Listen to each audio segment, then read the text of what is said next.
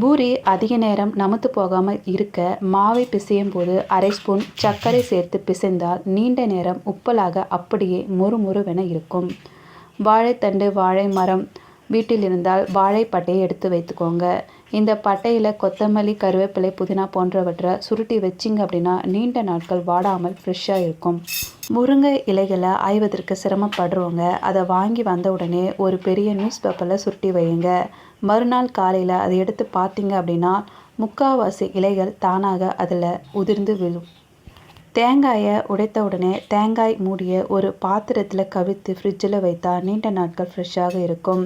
அப்படி இல்லைன்னா நீங்கள் மூடியை தண்ணீரில் வைக்கலாம் அல்லது மூடியின் மீது சிறிதளவு உப்பை தேய்த்து வைத்தாலும் நீண்ட நாட்கள் கெட்டு போகாமல் இருக்கும். பூண்டு வாங்கி வந்த உடனே அதை உதிர்த்து வைத்து கொள்ளுங்க. உதிர்த்த பின்பு சிறிதளவு கேழ்வரகு போட்டு வைத்தால் சீக்கிரம் புழு பிடிக்காமல் நமுத்து போக